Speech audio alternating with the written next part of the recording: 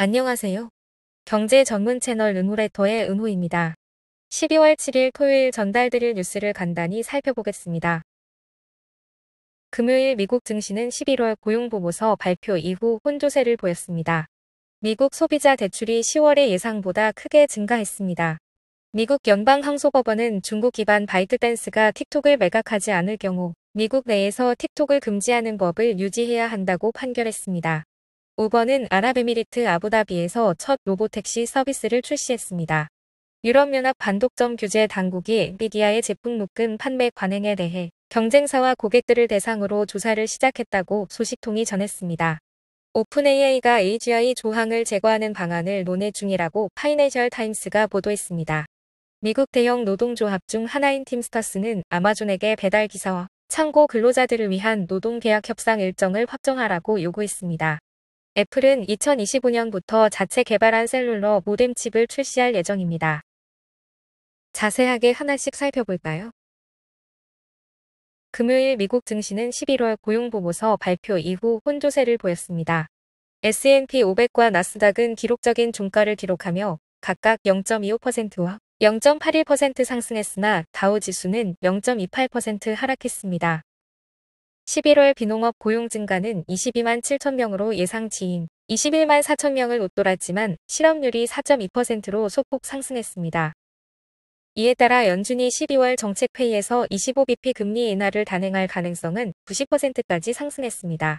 하지만 연준 인사들은 여전히 인플레이션 위험에 신중할 필요가 있다고 언급하며 추가 금리 인하 여부는 CPI 등 향후 지표에 달려 있다고 밝혔습니다. 종목별로는 룰루레몬이 연간 실적 전망치를 상향 조정하면서 주가가 급등하며 소비재 섹터의 상승을 주도했습니다. 올타 뷰티 역시 긍정적인 연간 실적 가이던스를 발표하며 상승세를 보였습니다.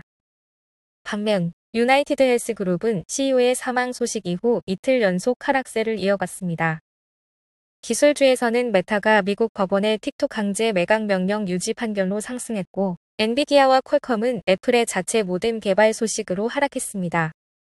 한편 비트코인은 2.6% 상승하며 10만 1,607달러를 기록하면서 암호화폐 시장의 강세를 이어갔습니다. 미국 소비자 대출이 10월의 예상보다 크게 증가했으며 특히 신용카드 잔액이 2022년 중반 이후 가장 큰 폭으로 늘었습니다. 연준 데이터에 따르면 총 대출 잔액은 9월 32억 달러 증가에 이어 192억 달러 늘어났습니다. 회전 신용 잔액은 157억 달러 증가하며 큰 비중을 차지했으며 이는 아마존 프라임데이와 월마트, 타겟의 비슷한 프로모션 효과로 분석됩니다. 반면 비회전 신용은 35억 달러 증가했습니다. 이 시기 자동차 판매는 3년 만에 가장 활발했던 것으로 나타났습니다. 연준이 기준금리를 9월 이후 0.75% 인하했지만 소비자 대출금리 하락까지는 시간이 걸릴 것으로 보입니다.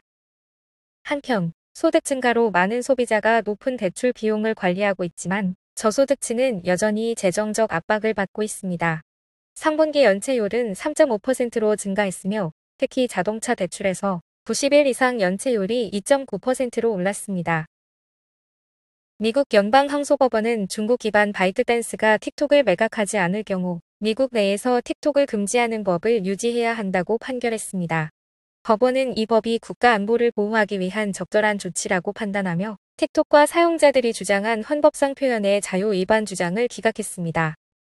법에 따르면 바이트댄스는 2025년 1월 19일까지 틱톡을 비중 공개 기업에 매각해야 하며 그렇지 않을 경우 앱스토어와 인터넷 호스팅 서비스가 틱톡을 지원하지 못하게 됩니다. 이는 사실상 미국 내 틱톡 금지를 의미합니다. 틱톡은 이 판결에 대해 미국 대법원에 항소할 계획을 밝혔으며 대법원이 미국 사용자 1억 7천만 명의 표현의 자유를 보호할 것으로 기대한다고 주장했습니다. 틱톡의 매각은 중국 정부의 반대와 기술적 재정적 난관으로 인해 어려운 상황이며 매각 실패 시 틱톡의 미국 내 운영은 중단될 가능성이 높습니다. 우버는 아랍에미리트 아부다비에서 첫 로보택시 서비스를 출시하며 중국 자율주행 기술 파트너 위라이드와의 협력을 본격화했습니다. 초기 단계에서는 안전 요원이 차량에 탑승하며 완전 자율주행 서비스는 2025년 출시를 목표로 하고 있습니다. 우버는 이번 출시를 통해 자체 기술 개발 대신 파트너십 중심 전략을 이어가며 자율주행 차량 호출 시장의 선두주자가 되겠다는 목표를 재확인했습니다. 우버와 리프트는 여전히 사람 운전자 기반 비즈니스 모델에 의존하고 있어 경쟁 심화와 일론 머스크의 로보택시 네트워크 출시 계획으로 미래 전망에 대한 투자자의 우려가 커지고 있습니다. 이번 아부다비 서비스는 현지 통합교통센터와 협력하며 위라이드 차량의 운영 및 차량 관리 서비스는 현지 타와솔 교통이 담당합니다. 우버는 초기 차량 규모를 공개하지 않았습니다. 유럽연합 반독점 규제 당국이 엔비디아의 제품 묶음 판매 관행에 대해 경쟁사와 고객들을 대상으로 조사를 시작했다고 소식통이 전했습니다. 이 조사는 엔비디아가 GPU 제품과 네트워킹 장비를 함께 구매하도록 강요했는지 여부를 파악하기 위한 것으로 공식 조사로 이어질 가능성이 있습니다. 엔비디아는 현재 AI 칩 시장 점유율 84%로 인텔과 AMD를 크게 앞서고 있으며 생성형 AI 및 가속 컴퓨팅 수요로 인해 주목받고 있습니다. EU 경쟁 당국은 최근 설문조사를 통해 엔비디아의 판매 방식과 계약 조건이 공정 경쟁을 저해하는지 여부를 확인 중입니다. 엔비디아는 우리는 고객 선택권을 지지하며 업계 표준을 지원해 다양한 시스템 구성과 설계를 가능하게 한다고 반박했습니다. 프랑스 반독점 당국도 이미 엔비디아를 조사 중이며 회사의 혐의를 제기할 준비를 하고 있는 것으로 알려졌습니다. EU의 반독점 위반은 최대 글로벌 매출의 10%에 달하는 벌금으로 이어질 수 있습니다. 오픈AI가 AGI 조항을 제거하는 방안을 논의 중이라고 파이낸셜 타임스가 보도했습니다. 현재 마이크로소프트와의 계약에 따르면 오픈AI가 인간을 능가하는 고도로 자율적인 시스템인 AGI를 개발할 경우 마이크로소프트는 해당 기술에 대한 접근 권한을 상실하게 됩니다. 오픈AI는 이 조건을 삭제해 마이크로소프트가 AGI 달성 후에도 계속해서 기술 접근 및 투자를 할 수 있도록 하려는 계획을 검토 중입니다. 이 조항은 원래 기술의 상업적 오용 방지를 목적으로 오픈AI의 비영리 이사회가 AGI 소유권을 유지하기 위해 설정된 것이며 AGI 달성 여부는 이사회가 결정하도록 되어 있습니다. 미국 대형 노동조합 중 하나인 팀스터스는 아마존에게 12월 15일까지 배달 기사와 창고 근로자들을 위한 노동계약 협상 일정을 확정하라고 요구했습니다. 팀스터스의 숀 오브라이언 총회장은 아마존이 법을 위반했다며 노동조합을 인정하고 협상에 나설 법적 의무가 있다고 주장했습니다. 이번 요구는 아마존이 배달 기사들에게 2억 달러 투자 계획을 발표한 지 약 3개월 만에 나온 것입니다. 이 투자는 평균 시급을 약 22달러로 올리는 데 사용될 예정이며 이는 전년 대비 7% 인상된 금액입니다. 팀스터스는 아마존 배달기사 및 창고 근로자들을 대상으로 한 파업을 주도해왔으며 미국의 아마존 창고에서 성공적으로 노동조합을 결성한 아마존 노동조합도 최근 팀스터스에 합류했습니다. 팀스터스는 미국, 캐나다, 푸에르토리코에 걸쳐 130만 명의 직원을 대표하는 조직입니다.